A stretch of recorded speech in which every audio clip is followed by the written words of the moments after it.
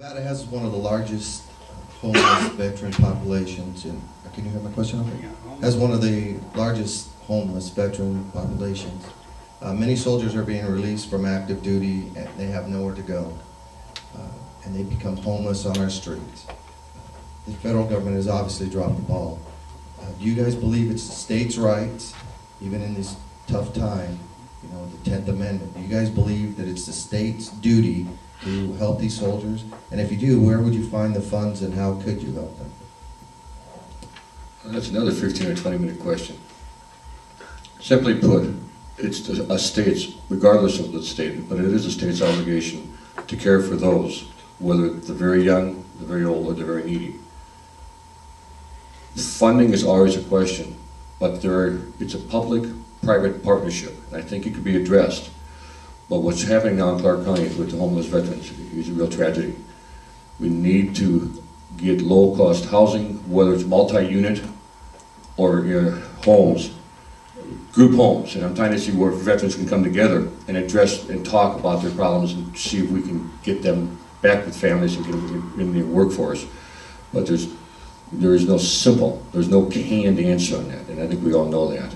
It's going to be a broad range of issues that we have to address, whether it's education, substance abuse, PTSD, broad range. We have to address each one of them one at a time.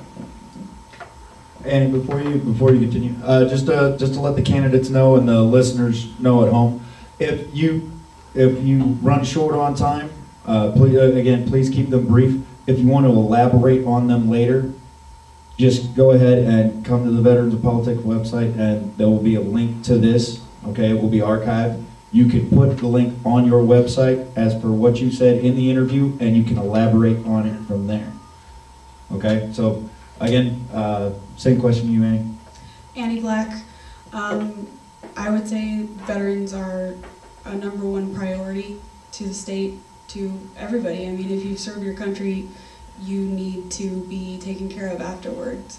I think there are way more, as Mr. Trudeau pointed out earlier, NPRI and the SAGE Commission have brought multiple methods of ways that we can cut the budget and save money. Why are we cutting something to the veterans? That doesn't make sense to me. So I would have to say that I'm not for cutting housing for veterans. David Lerner, I have to agree with John and Annie. I think that it is our responsibility as a state, and it's our responsibility as human beings towards people who've defended us to make every effort to bring them back into the community as active members of the community in every respect. I don't see us just throwing them on the ash heap. That doesn't do us any good, and it doesn't make us any better people.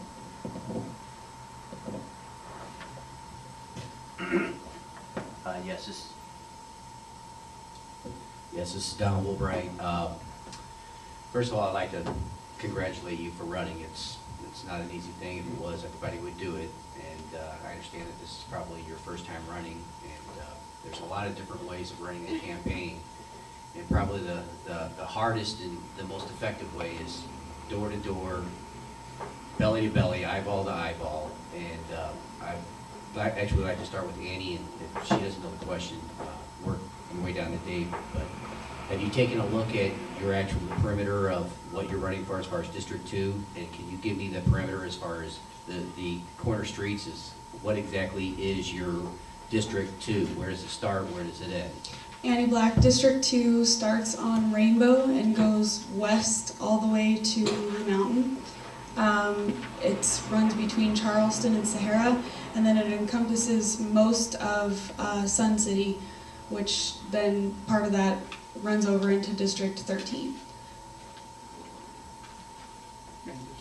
Thank you. David Lerner, just to add one other thing, it runs partially into District 4, it splits Sun City. It is a huge district, and it suggests perhaps that, again, when we get an opportunity to do so, that it might be a good idea to break up some of these larger districts to make them more manageable, even if it increases the size of the legislature. That may not be an answer that you want to hear, but it might make for better representation to a larger, to a more interested group of people. Thank you. I know you know, mister. Time. Mike Murray again.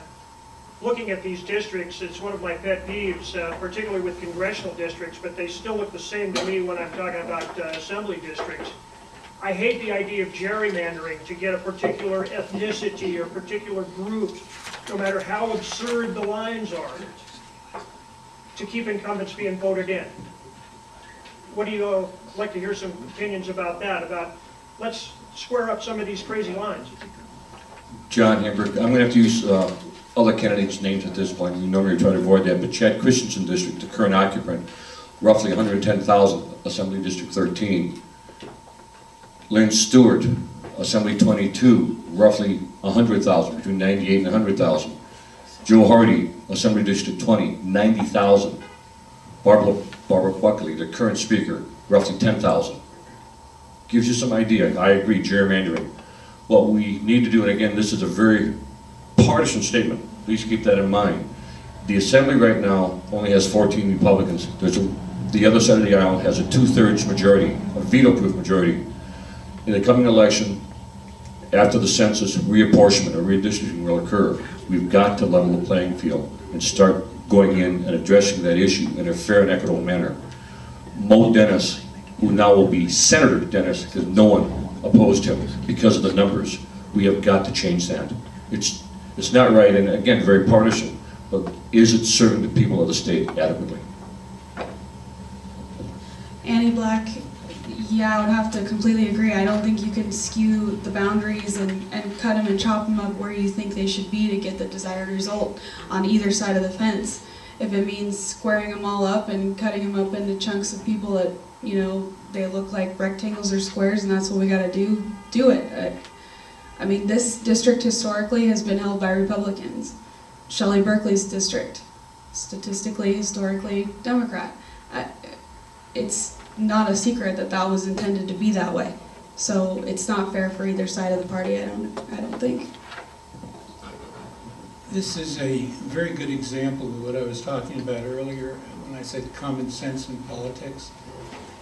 This is an issue which, unfortunately, in our country's history has been plaguing us for years. I mean, this is nothing new. Gerrymandering is the way we seem to go. To the victor belongs the spoils. I do not agree with that. I think, again, common sense dictates that if we are going to be true representatives of the people that elect us, we owe them the ability to have fairly divided districts so that the representation is equal. And then we have a level playing field, and the issues should dominate. And if the Democrats are better at it than the Republicans, or the Republicans better than the Democrats, so be it. But you're dealing with a level playing field to begin with.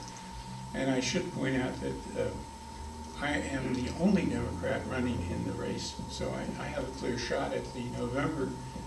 And so what I'm saying to you is something that I truly believe in.